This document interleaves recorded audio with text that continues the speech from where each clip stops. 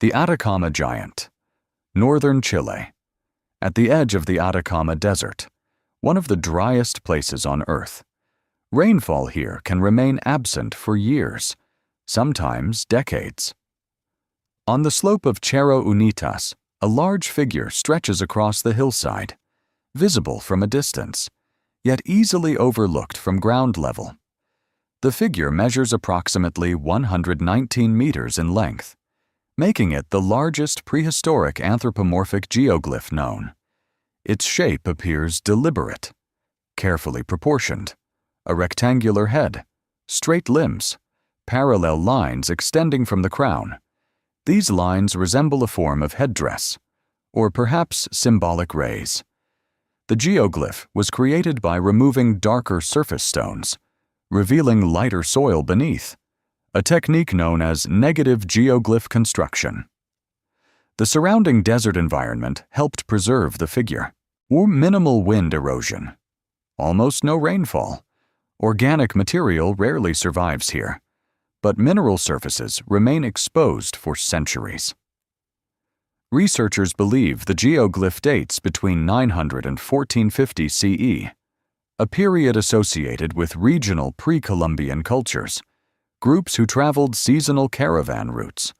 Llama caravans once crossed this landscape, transporting goods between the Pacific coast and the Andean highlands, salt, textiles, obsidian, dried fish. Trade required knowledge of terrain, reliable paths through otherwise disorienting space. The Atacama Desert offers few natural landmarks, vast plateaus, subtle elevation changes, repeated patterns of rock and sand. Orientation becomes difficult. Some scholars propose the giant functioned as a navigational marker. Its elevated position allows visibility from multiple approach angles, yet others suggest astronomical meaning. The head markings appear to align with lunar cycles. Certain interpretations link the number of lines to phases of the moon, possibly assisting seasonal timing. Agricultural communities in nearby valleys depended on predictable cycles. Rainfall was scarce, but snowmelt from the Andes could sustain limited cultivation. Timing mattered, yet certainty remains limited. No written records describe the figure's purpose. Interpretation depends on comparison with other regional geoglyphs. Thousands exist across northern Chile. Geometric forms, animal figures, parallel lines extending across hillsides. Many appear positioned along known caravan pathways, suggesting coordinated landscape modification, creating a visual communication system across distance. The Atacama Giant stands apart due to scale.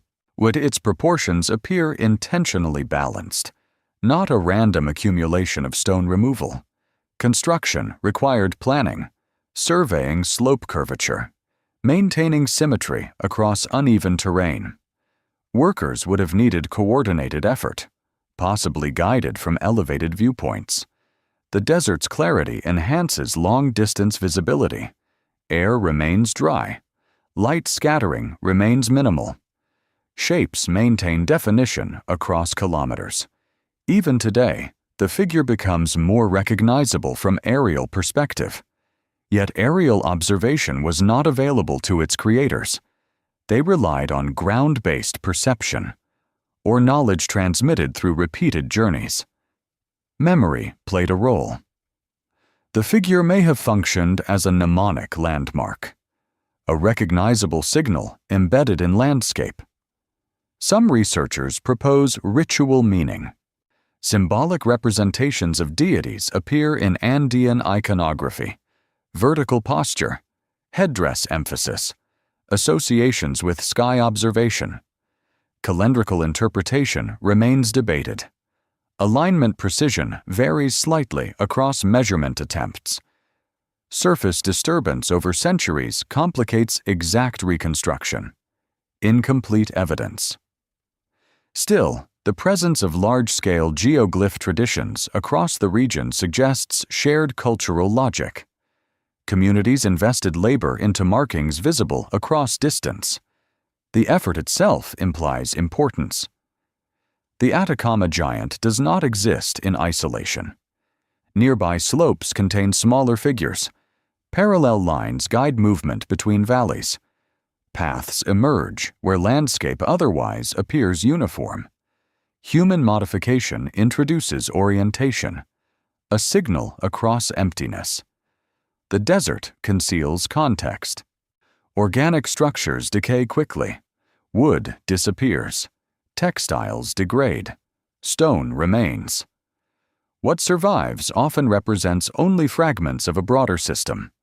Archaeological interpretation must reconstruct networks from partial traces, trade patterns, seasonal migration, ceremonial landscapes. The giant may represent a node within this system, a focal marker, a meeting point, or a visual affirmation of territorial familiarity, knowledge encoded in Earth itself. Even after centuries, the outline persists. Subtle, but deliberate. A human figure shaped through removal rather than construction. Presence defined by absence. Still visible, still debated. The Arabian Desert Kites. Across the basalt plains of the Middle East, long stone lines stretch across the landscape, visible most clearly from above. Two walls extend outward, gradually widening, and then narrowing again toward an enclosed space. Their shape resembles a kite, hence the modern name. These structures appear across Jordan, Saudi Arabia, Syria, and parts of Iraq. Thousands have been identified. Some extend for several kilometers. Individual walls often measure less than 1 meter in height, too low to function as defensive barriers, yet their length suggests deliberate planning. The earliest examples date as far back as 9,000 years. Late Neolithic communities inhabited these arid regions.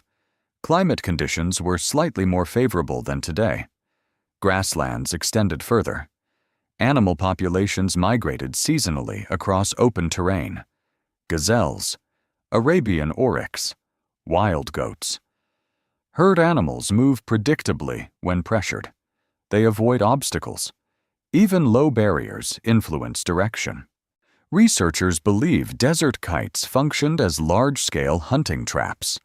Animals driven between long converging walls, movement gradually constrained, herds guided toward enclosed pits or cliff edges. Once concentrated, capture becomes easier. Faunal remains discovered near kite structures support this interpretation. Large quantities of gazelle bones appear clustered in localized areas, evidence of mass kill events, not small-scale hunting. Organized communal activity. Constructing such features required coordination. Stone alignment maintained across uneven terrain. Walls positioned to account for natural animal movement patterns. Builders likely understood herd behavior. Observing migration routes over generations. Knowledge accumulated gradually. Some kites include small circular enclosures along the perimeter, possibly used for temporary holding, or staging areas for hunters. In certain cases, pits appear dug near terminal zones, deep depressions capable of trapping animals, preventing escape once driven inward. Satellite imagery expanded awareness of these structures dramatically. Early aerial surveys in the 20th century revealed patterns invisible from ground level. Linear geometry stretching across kilometers. Shapes too large to perceive in full at human scale, yet constructed by communities without aerial perspective. Surveying must have relied on incremental measurement, establishing alignment using visible landmarks, maintaining orientation through repeated reference points. The effort implies planning beyond immediate subsistence needs. Mass hunting events produce surplus, more meat than required for immediate consumption. Some scholars suggest social or ritual significance. Large gatherings coordinated seasonally, communities cooperating in resource acquisition. Food preservation techniques may have supported storage. Drying meat in arid climates reduces spoilage risk, allowing extended use of captured resources. However, environmental impact appears substantial. Zooarchaeological analysis suggests sudden population decline in certain gazelle species. Intensive hunting pressure concentrated within limited geographic ranges. Human activity altering ecological balance. Some researchers propose desert kites contributed to regional megafaunal reduction, although climate change also influenced habitat availability. Causation remains debated. Dating these structures presents challenges. Stone itself cannot be radiocarbon dated. Associated organic remains provide indirect estimation. Charcoal fragments, bone material. Stratigraphic relationships help establish approximate chronology. Variations exist across regions. Some kites appear reused across multiple centuries. Repair patterns suggest long-term cultural continuity. Maintenance implies perceived ongoing value, even when environmental conditions shifted. As aridity increased, animal populations declined. Certain kites may have lost practical function, yet structures remained embedded in landscape memory. Cultural persistence often outlasts original utility. Visible lines endure across exposed terrain. Minimal vegetation cover prevents concealment. Basalt surfaces contrast with lighter soil infill. Stone patterns remain legible even after millennia. Large-scale landscape modification reveals collective intention. Effort distributed across community labor. Time invested beyond immediate necessity. Hunting becomes infrastructure. Knowledge becomes architecture. The desert preserves geometry. Lines extending toward convergence. Movement directed by subtle guidance.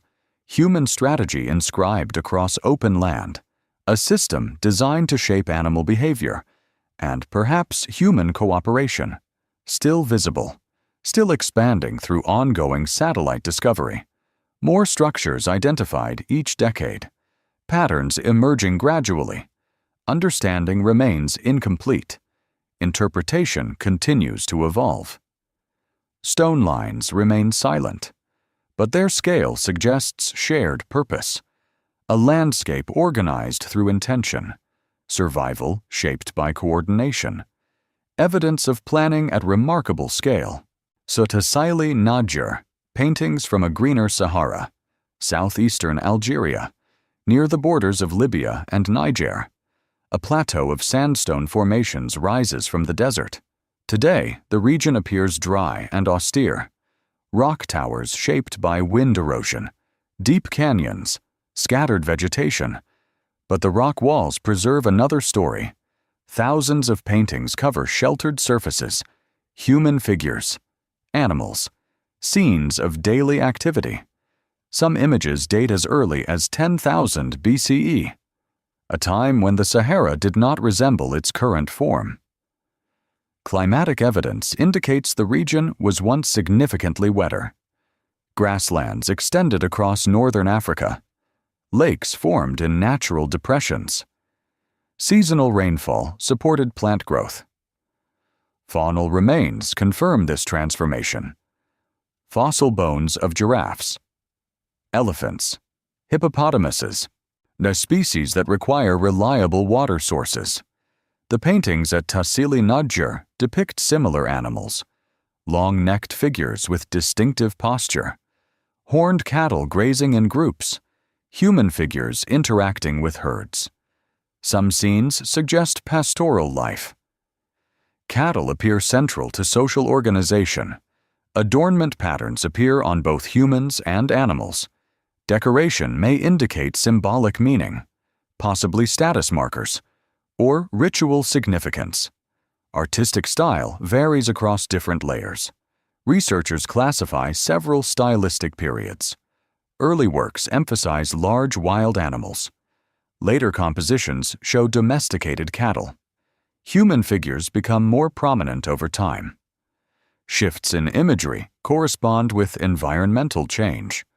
As climate gradually became more arid, subsistence patterns adapted. Pastoral communities replaced hunter-gatherer groups in certain areas. Rock art preserves these transitions visually. Evidence embedded in pigment. Mineral-based colors allowed long-term preservation. Iron oxide produced red tones. Manganese created darker shading. Application techniques varied. Some figures appear painted with brushes. Others show evidence of finger application. Surface preparation influenced pigment adhesion. Sheltered rock faces protect artwork from direct rainfall. Wind exposure remains limited within narrow canyon walls. Geological structure contributes to preservation. Sandstone surfaces absorb pigment differently depending on grain composition. Microscopic analysis reveals layering of paint over time, indicating repeated visitation. Cultural continuity spanning millennia. Certain motifs appear repeatedly. Human figures with raised arms, elaborate head shapes, bodies depicted with stylized proportions. Interpretation remains cautious. Symbolic meaning cannot be fully reconstructed. No written explanation accompanies the images. Comparative anthropology offers limited guidance. Ethnographic parallels suggest possible ritual context. Dance scenes appear plausible in several compositions. Circular group arrangements appear intentional. Movement suggested through repeated limb positioning. But certainty remains limited. Dating techniques include radiocarbon analysis of organic binders. Pigment composition sometimes includes plant-based material. Charcoal traces provide approximate chronological range. Layer superposition also assists relative dating. Older images occasionally appear partially obscured beneath later works. Visual palimpsest. This environmental reconstruction draws from multiple evidence sources. Sediment cores indicate fluctuating moisture levels. Pollen analysis reveals historical vegetation presence. Lakebed deposits confirm long-term hydrological change. Gradual desertification occurred over several thousand years. Human populations adapted accordingly. Migration patterns likely shifted southward. Resource availability decreased. Water sources became less predictable. Rock art provides indirect testimony of these transitions. Images record what landscapes once supported. Animals no longer present in the region. Cultural memory preserved visually. The plateau contains more than 15,000 documented figures. Many remain difficult to access. Remote terrain limits systematic survey. Digital recording techniques improve preservation documentation.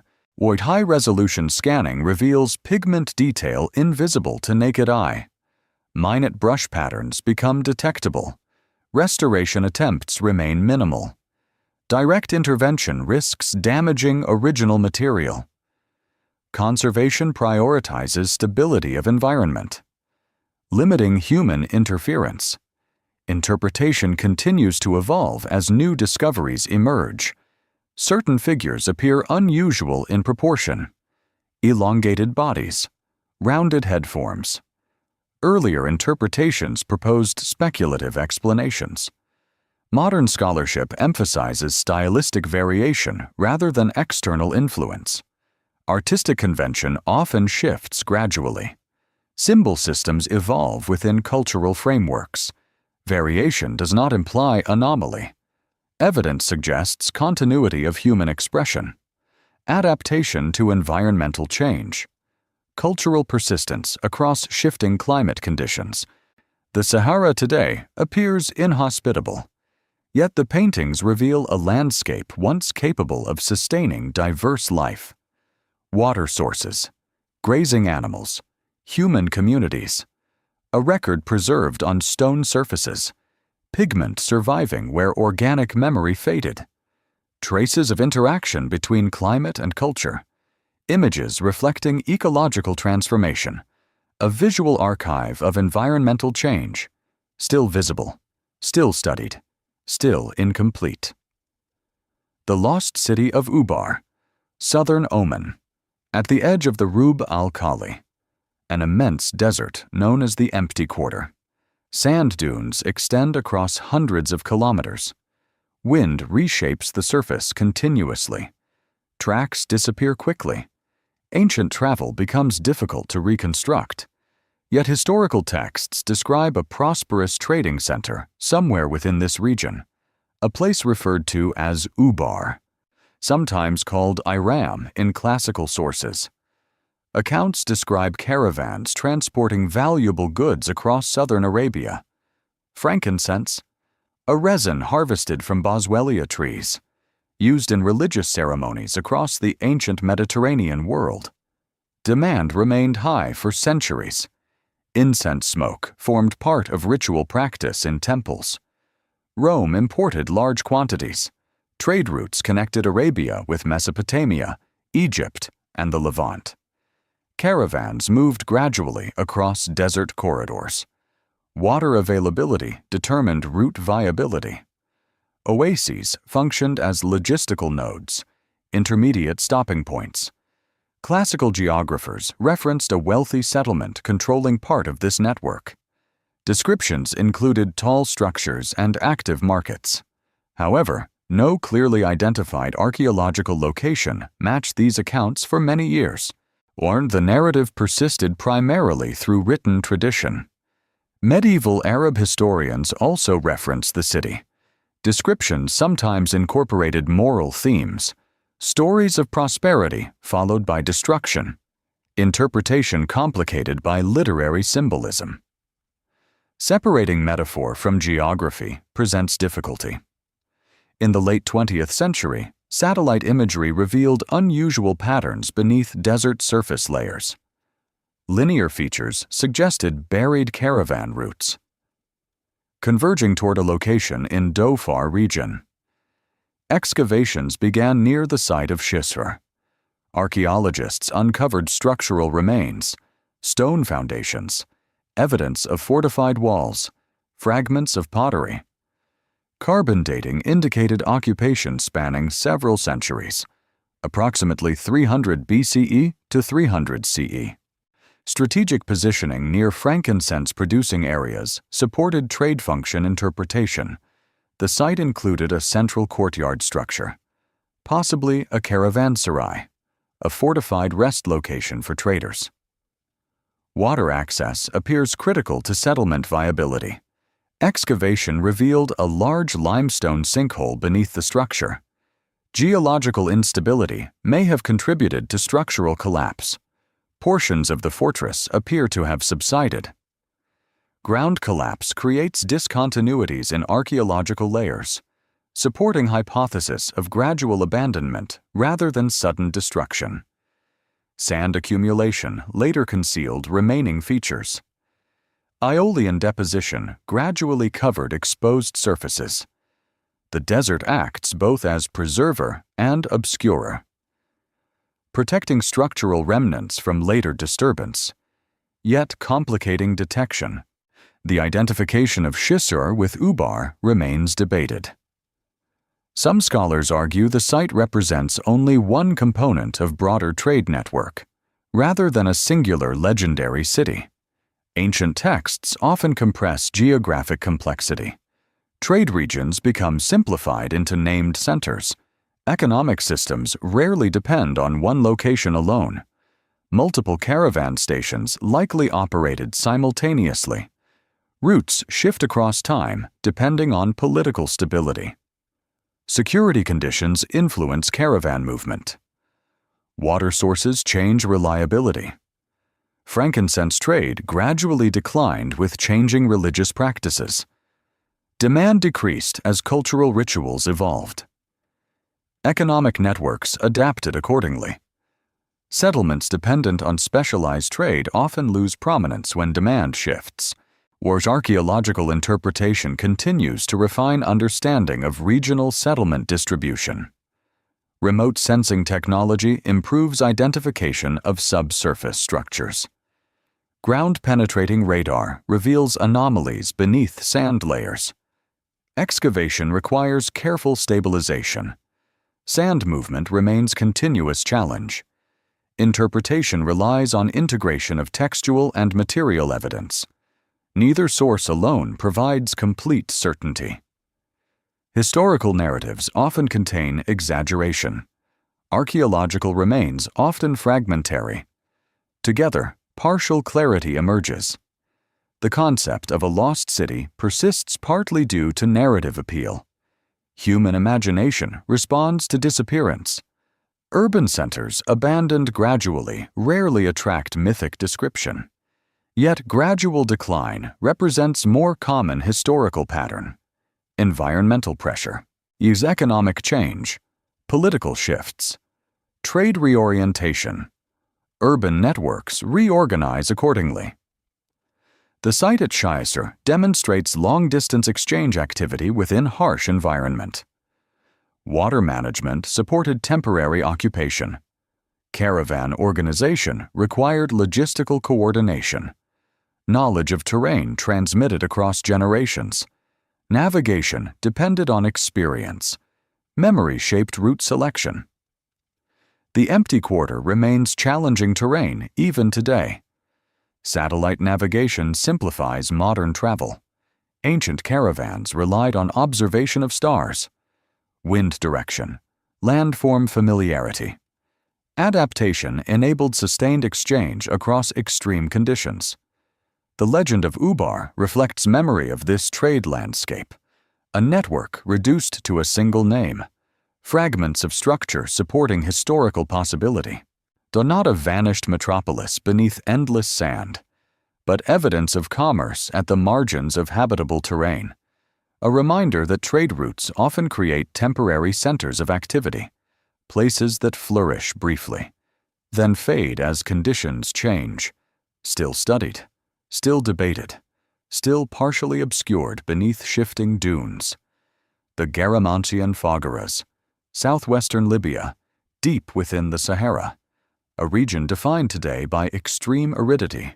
Surface water is scarce, rainfall irregular, agriculture appears unlikely, yet archaeological evidence reveals organized settlements across this landscape, remains associated with the Garamantes, a society active roughly between 500 BCE and 700 CE.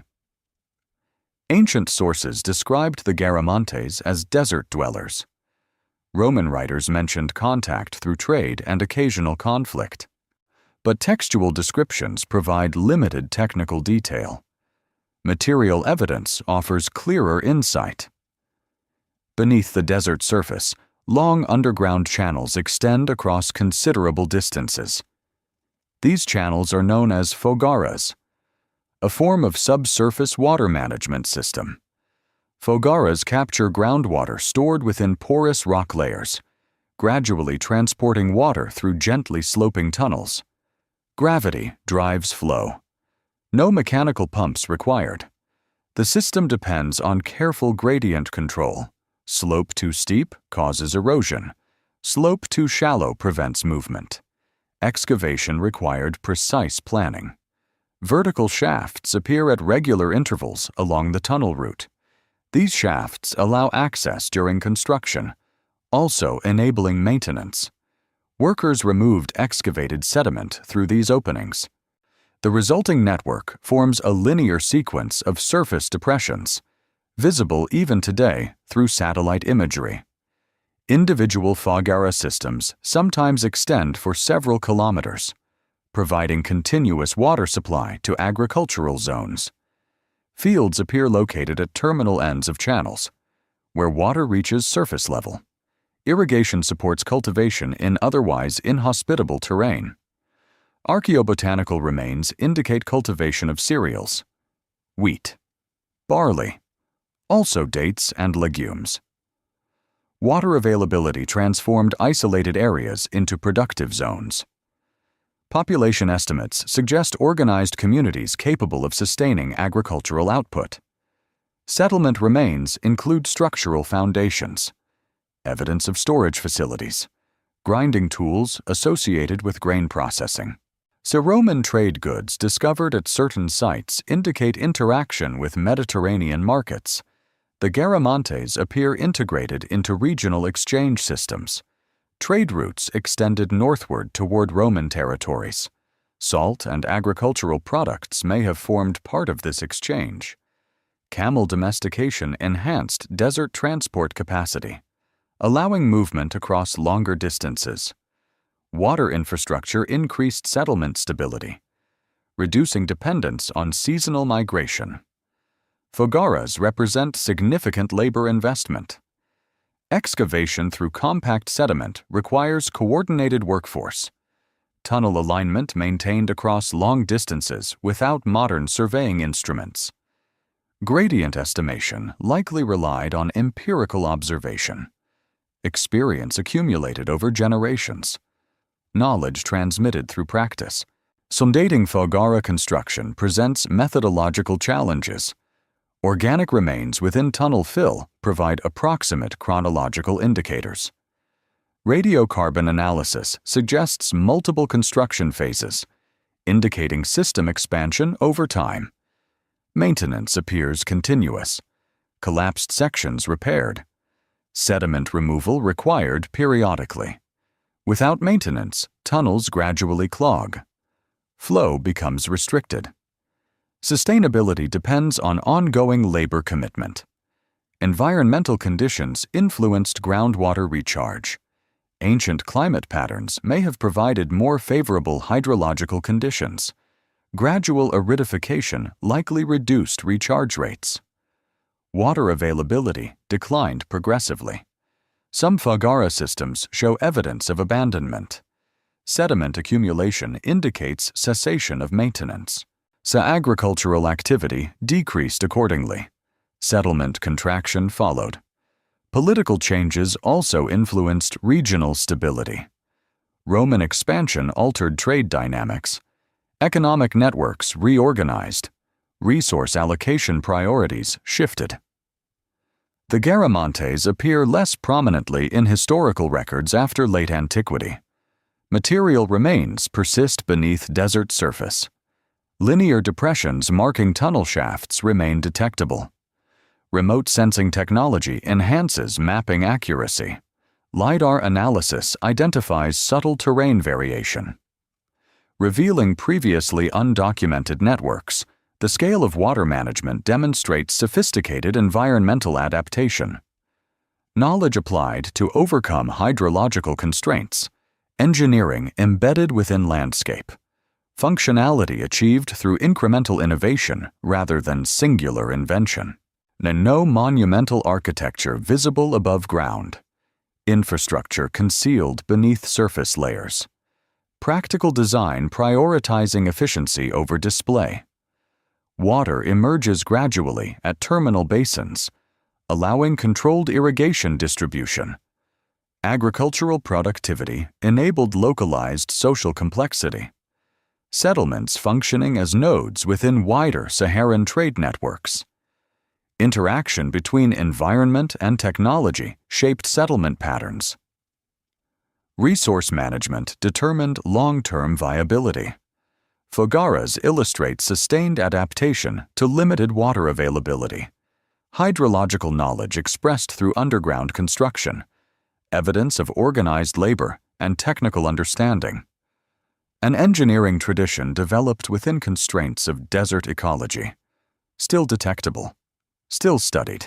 Still revealing incremental innovation within ancient societies. The Tarim Basin mummies. Western China. Within the Tarim Basin. A vast depression surrounded by mountain ranges. The Tian Shan to the north. The Kunlun Mountains to the south. Between them lies the Taklamakan Desert. One of the largest shifting sand deserts in the world. Summer temperatures exceed 40 degrees Celsius. Winter nights fall far below freezing. Extreme dryness characterizes the environment year-round. Within this harsh landscape, archaeologists uncovered unusually well-preserved human remains, naturally mummified bodies. Preservation resulted from environmental conditions rather than artificial embalming. Low humidity inhibited bacterial activity. Rapid desiccation stabilized organic tissue. Clothing fibers remained intact. Hair preserved in remarkable detail. Some individuals date as early as 2000 BCE. Textile analysis reveals woven wool garments. Complex weaving techniques visible under microscopic examination. Twilled patterns indicate advanced textile knowledge. Some clothing styles resemble Bronze Age steppe traditions. Boots constructed from leather. Fur linings visible in certain examples. Preserved pigments suggest colored fabrics. Red dyes derived from plant sources. Body positioning varies between burial sites. Some individuals placed within wooden coffins, others wrapped in textile layers. Grave goods occasionally accompany the deceased. Food offerings, wooden objects, small baskets. Burial practices suggest structured ritual behavior, not random deposition. Radiocarbon dating provides chronological framework. Earliest individuals approximately 4,000 years old. Later burials extend into the first millennium BCE. Temporal continuity suggests repeated occupation of oasis environments. Oases appear as isolated ecological islands within desert landscape. Water availability supports limited agriculture. Archaeobotanical evidence includes wheat and barley remains. Domesticated plant cultivation requires irrigation knowledge.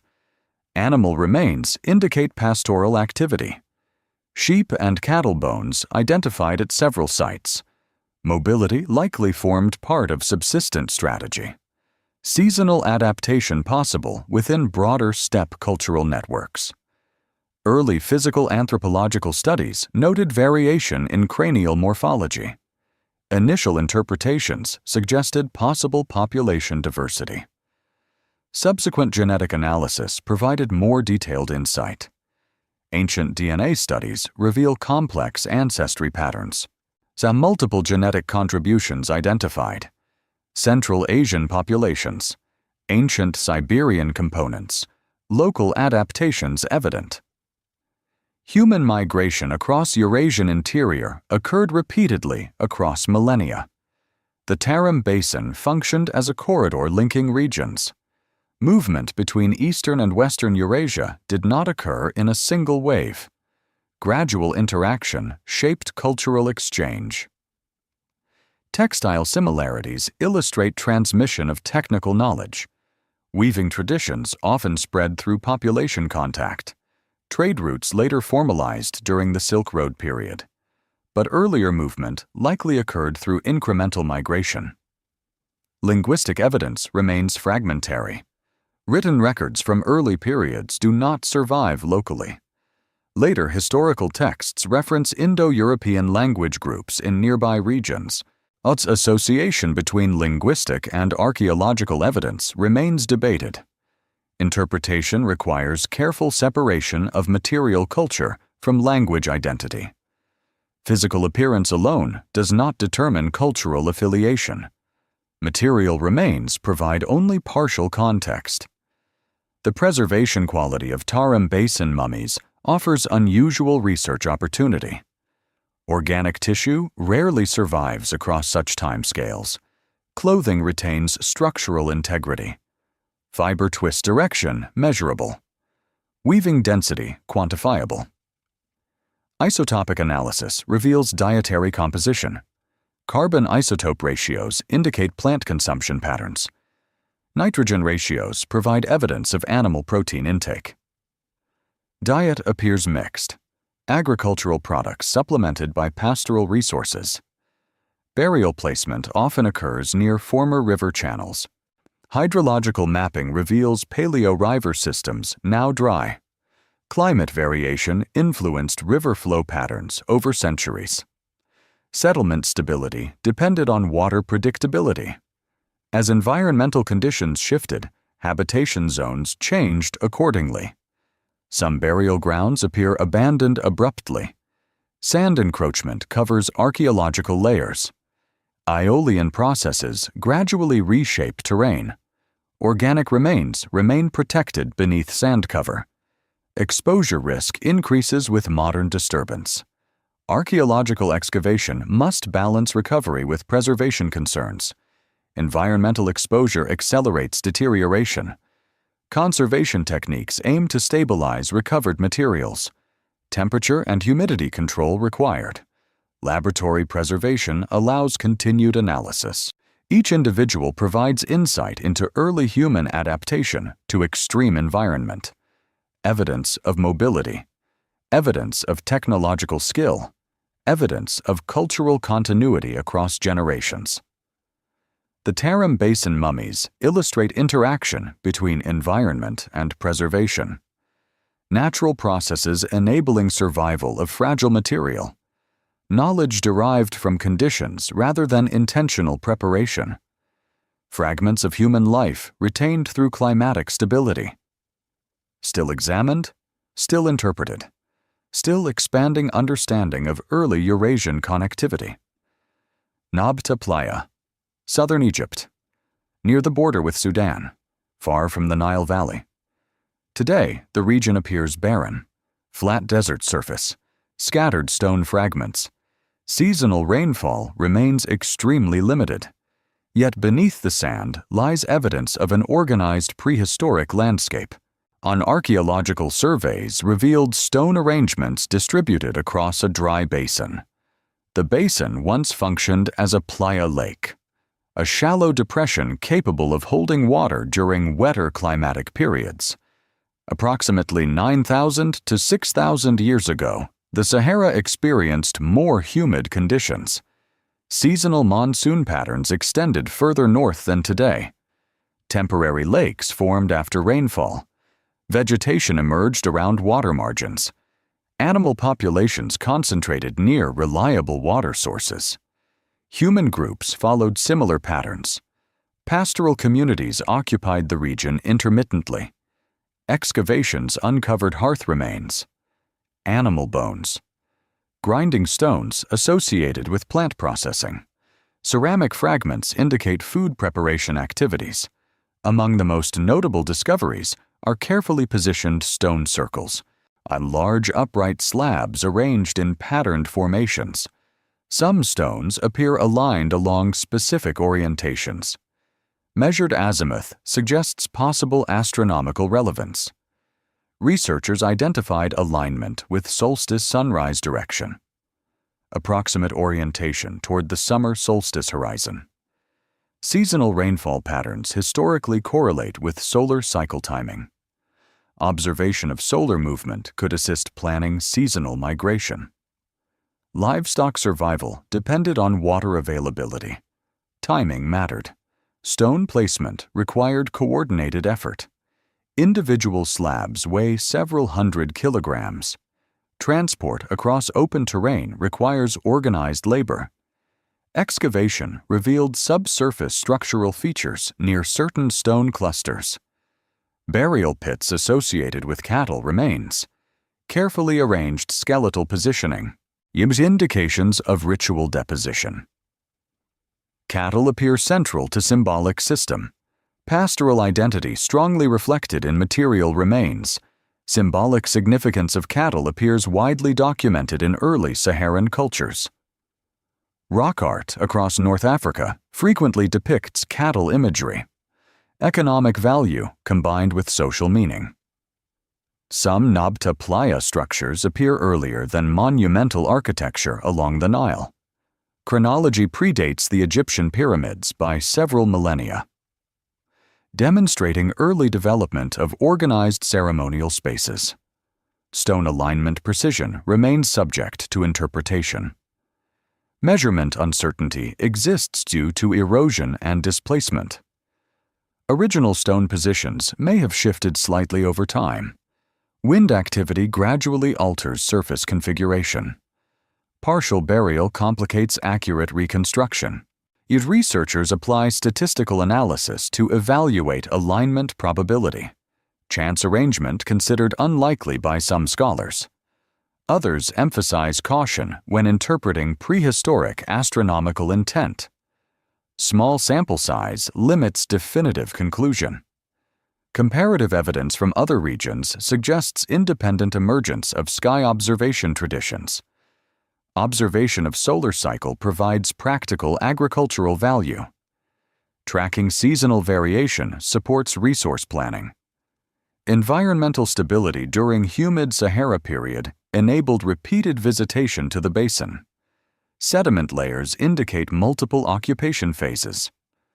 Charcoal remains allow radiocarbon dating. Evidence suggests episodic use rather than permanent settlement. Mobile pastoral communities returned periodically. Water availability fluctuated across centuries. A gradual climatic drying transformed the basin environment. Lake formation became less reliable. Vegetation coverage decreased. Animal populations shifted distribution. Human occupation declined accordingly. Stone arrangements remained embedded in landscape. Material traces persist after social practices change. Later populations may not have understood original function fully. Cultural continuity often disrupted by environmental transition. Interpretation requires integration of archaeology, climatology, and astronomy. Each discipline contributes partial explanation. No single line of evidence provides complete certainty. Still debated, still analyzed, still indicative of early human interest in environmental cycles. The Playa Basin now remains dry for most of the year. Wind gradually redistributes surface sediment. Some stones partially buried. Others remain visible against flat terrain. A structured arrangement in an otherwise uniform landscape. Human modification signaling observational intent. Possibly practical, possibly symbolic, possibly both. Material evidence reflects interaction between environment and cognition. Stone used to encode recurring natural patterns. A landscape shaped to reflect temporal awareness. Still visible, still incomplete. The Lost Army of Cambyses, Western Egypt, between the Nile Valley and the Siwa Oasis, an expanse of desert stretching across shifting sand seas. Ancient sources describe an unusual military disappearance in this region. The account originates from the Greek historian Herodotus. Writing in the 5th century BCE, he described an expedition ordered by Cambyses II, ruler of the Achaemenid Empire. According to the narrative, Cambyses sought to extend control over Egyptian territories following the Persian conquest of the Nile Valley. One objective involved the oasis of Siwa, location of the Oracle of Amun, a religious center with regional influence. Herodotus reported that Cambyses dispatched an army of 50,000 soldiers toward the oasis. The force departed from Thebes, marching westward across desert terrain. Supplies transported across arid environment. Water access limited to known oasis locations. Ancient desert travel required careful planning. Navigation depended on established caravan routes. Local guides often necessary. Herodotus describes the army reaching an intermediate oasis before continuing deeper into the desert. Then, the account becomes uncertain. According to the narrative, a powerful sandstorm engulfed the force. Wind carrying dense sand particles. Visibility reduced dramatically. Movement impeded. Orientation lost. The army reportedly disappeared entirely. No survivors recorded in the historical account. The story attracted attention due to its scale. 50,000 individuals represent substantial logistical presence. Sustaining such a force requires large quantities of water and provisions. Estimating daily water consumption reveals significant requirements. An individual marching in desert conditions may require several liters per day. Transport capacity becomes critical constraint. Camel caravans increase mobility efficiency. Yet large military formations introduce coordination challenges. Archaeological verification of the event remains incomplete. No confirmed mass burial site corresponding to the described army has been conclusively identified. However, exploration of the Western Desert has revealed scattered artifacts from multiple periods: arrowheads, ceramic fragments, human remains. Some discoveries initially interpreted as possible evidence. Later analysis often produced alternative explanations. Dating inconsistencies complicate interpretation. Wind processes redistribute material across wide areas. Artifacts rarely remain in original deposition context. Aeolian transport alters spatial distribution. Surface exposure changes over time. Some researchers propose the historical narrative may contain exaggeration. Ancient authors sometimes amplified events for literary effect. Military defeat could be reframed as natural disaster, but loss attributed to environmental forces rather than strategic failure. Sandstorms do occur in Saharan environments, known as haboobs in certain regions. Rapid onset possible under unstable atmospheric conditions. Fine particles carried by strong winds reduce visibility significantly. Respiratory stress increases under high dust concentration. Equipment becomes compromised. Movement slows considerably. However, complete burial of large military force presents logistical questions. Sand accumulation typically occurs gradually. Even intense storms rarely deposit meters of sediment instantly. Alternative hypotheses suggest loss of orientation leading to dehydration, dispersed casualties rather than singular burial event. Groups becoming separated across large distances. Survival probability decreases without reliable navigation reference. Desert terrain offers few consistent landmarks. Dune migration alters landscape continuously. Memory-based navigation becomes unreliable across uniform terrain. Ancient route markers may disappear through wind erosion. Modern expeditions utilize satellite positioning. Ancient travelers relied on celestial observation, sun trajectory, star positions, wind direction. Environmental knowledge transmitted orally. Breakdown of coordination could produce cumulative loss. 50,000 remains debated figure. Ancient numerical reporting often symbolic. Large numbers emphasize narrative significance. Military expedition likely occurred. Scale uncertain. Archaeological surveys continue across Egyptian Western Desert. Ground-penetrating radar assists subsurface detection. Remote sensing identifies anomalies beneath sand layers. Some expeditions reported skeletal fragments consistent with ancient period. Context remains inconclusive. Dating precision limited when organic preservation incomplete. Environmental exposure degrades biological material gradually. Bone mineral composition alters over time. Fragmentation complicates interpretation. Historical analysis integrates textual criticism with archaeological survey. Multiple lines of evidence required. Herodotus remains valuable source for many ancient historical events. Yet his accounts often combine observation with second-hand reports. Narrative blending occurs. Distinguishing description from interpretation requires careful analysis.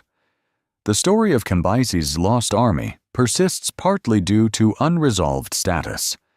Absence of definitive archaeological confirmation maintains uncertainty. Incomplete evidence. Desert conditions obscure traces of past movement. Caravan tracks disappear quickly. Organic material decomposes under exposure. Wind redistributes surface sediment continuously. Human presence becomes difficult to reconstruct. Military expeditions across extreme environments introduce significant risk.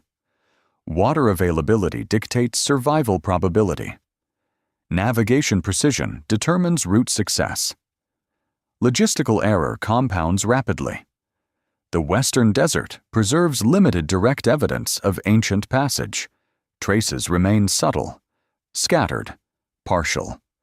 The account illustrates vulnerability of large groups operating beyond stable supply networks. Environmental constraints shape historical outcomes. Desert landscapes rarely preserve clear narratives. Instead, fragments accumulate gradually. Interpretation remains provisional. Still debated. Still investigated. Still partially hidden beneath shifting sand. Libyan desert glass. Western Egypt. Near the border with Libya. Scattered across remote desert surface, fragments of translucent yellow material reflect sunlight. At first glance, the material resembles gemstone. Smooth surfaces, pale golden coloration. Some pieces appear almost perfectly clear. Individual fragments sometimes exceed several kilograms in weight. One of the largest known specimens weighs more than 25 kilograms. The material is not ordinary glass produced by human activity. Chemical analysis reveals extremely high silica content. Approximately 98% silicon dioxide. Purity rarely observed in natural glass formations. The fragments are distributed across an area of roughly 6,500 square kilometers. A concentration appears highest within the Great Sand Sea region. Surface exposure allows direct observation without excavation. Early scientific documentation began in the 20th century. Explorers noted unusual glass fragments during desert expeditions. Samples collected for laboratory study. Microscopic analysis revealed internal bubble structures consistent with rapid melting and cooling. Formation requires temperatures exceeding 1,600 degrees Celsius. Such heat exceeds typical natural surface conditions. Researchers proposed several formation hypotheses. Volcanic origin considered unlikely due to absence of nearby volcanic structures. Lightning strikes can produce localized glass formations known as fulgurites. However, fulgurites typically form narrow tubular shapes, not large scattered fragments. Meteorite impact represents another possible explanation. High-energy collision generates extreme heat. Impact shock can melt surface material. Molten silica then cools rapidly, forming natural glass. Yet no confirmed impact crater appears directly associated with Libyan desert glass distribution. This absence complicates interpretation. Some researchers suggest an airburst event, an extraterrestrial object exploding in the atmosphere before ground impact. Shock wave capable of producing intense heat across wide surface area. Comparable phenomena observed in modern times.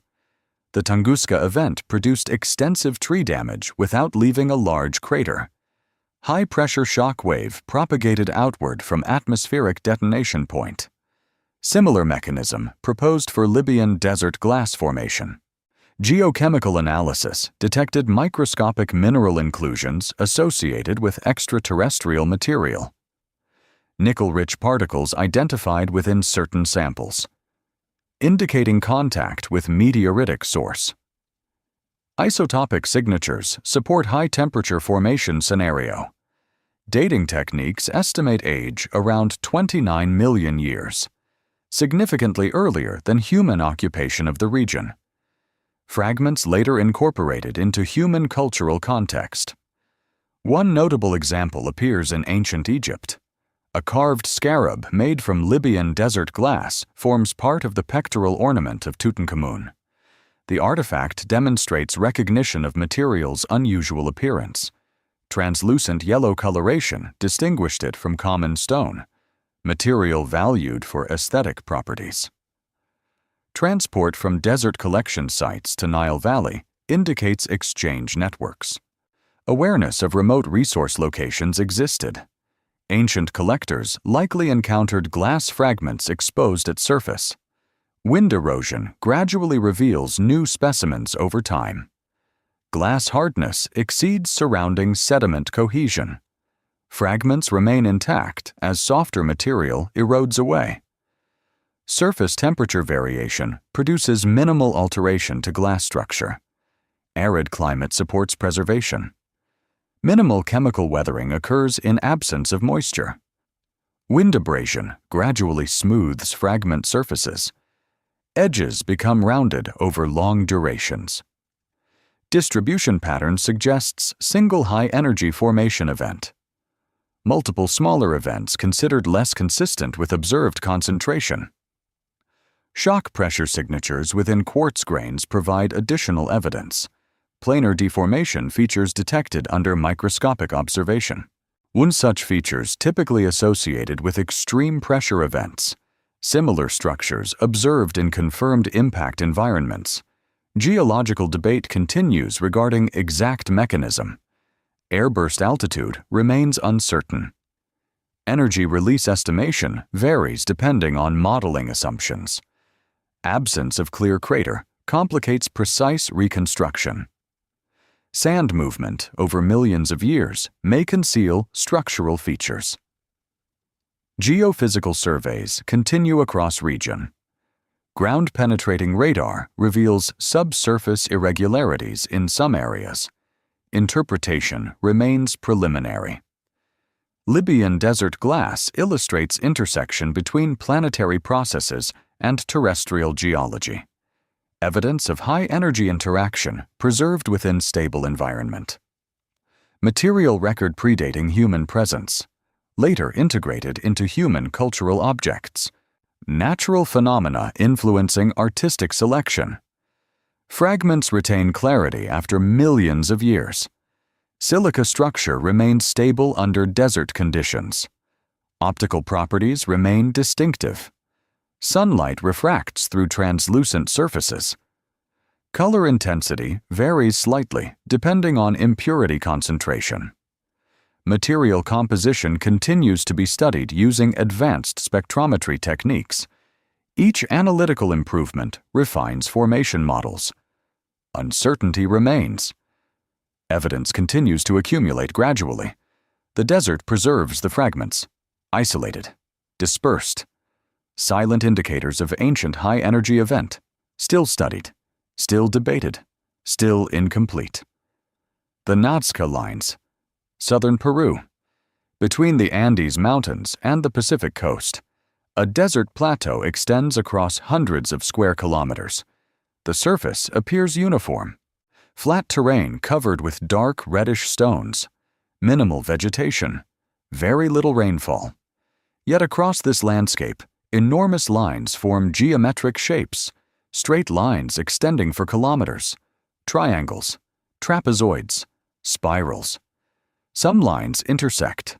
Others run parallel across large distances. Among these shapes appear recognizable figures: animals, plants, abstract forms, a hummingbird, a spider, a monkey with a spiraled tail. One bird figure stretches nearly 100 meters in length. Certain straight lines extend more than 10 kilometers.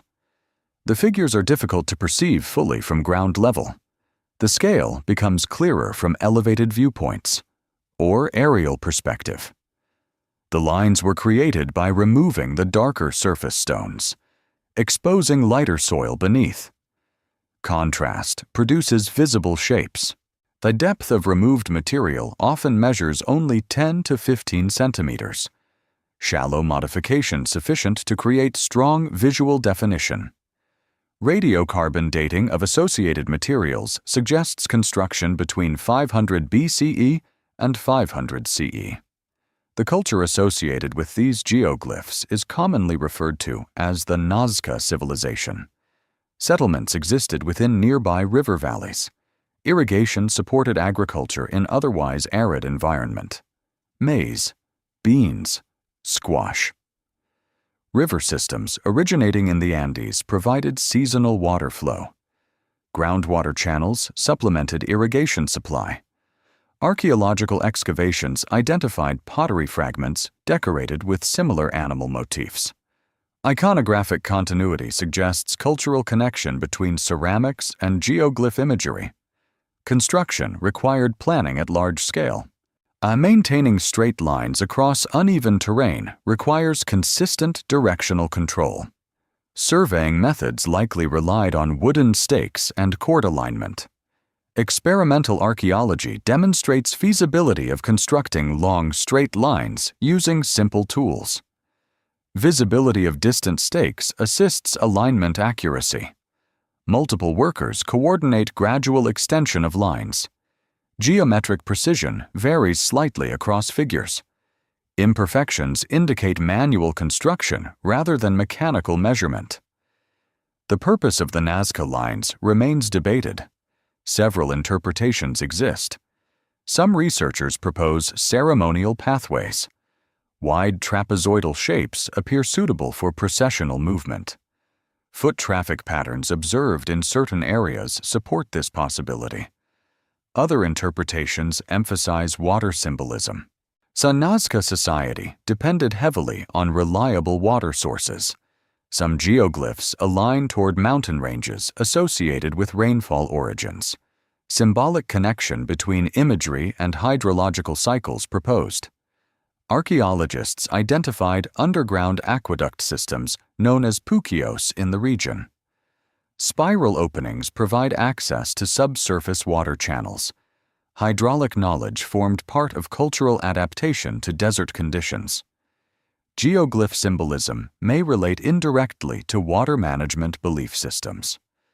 Astronomical alignment hypotheses also appear in earlier research literature. Certain lines correspond approximately with solar or lunar horizon positions. Statistical evaluation suggests mixed results. Some alignments occur by coincidence. Others appear deliberate. Large number of lines increases probability of random directional matches. Caution required when attributing astronomical intent. Recent studies emphasize ritual landscape interpretation. The plateau itself functioning as ceremonial space. Movement across lines forming part of communal practice. Repetition reinforcing social cohesion. Participation strengthening cultural identity.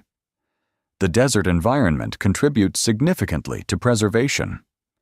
Wind activity remains relatively stable. Limited rainfall prevents erosion of shallow lines. Stone coloration remains consistent over long periods. Organic growth does not obscure surface patterns. Geoglyph visibility persists for centuries. Human activity now represents primary preservation risk. Vehicle tracks can damage lines irreversibly. Protective measures implemented to restrict access. UNESCO designation recognizes cultural significance. Modern aerial imaging enhances documentation precision. Satellite photography allows mapping of previously unnoticed figures. New shapes occasionally identified through high-resolution analysis. Variation in line width suggests multiple construction phases. Cultural continuity across generations likely contributed to expansion of geoglyph system. Some figures overlap partially, indicating evolving symbolic landscape. No written explanation from Nazca society survives. Interpretation relies on archaeological inference. Material evidence provides limited direct explanation. Ceramic imagery supports symbolic continuity hypothesis. Animal forms appear repeatedly across media. Visual language expressed through multiple formats. The plateau functions as canvas at monumental scale. Minimal intervention producing maximum visibility. Removal rather than addition defines the figures. Negative space creating meaning. A design approach requiring foresight. Workers must understand full shape before completion. Partial view during construction requires conceptual planning. Knowledge transmitted through instruction. Generational continuity likely required.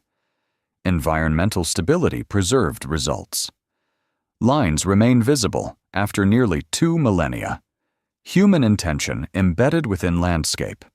Shapes communicating across time. Purpose not fully certain. Evidence incomplete. Interpretation continues. Still visible. Still studied. Still inviting careful observation.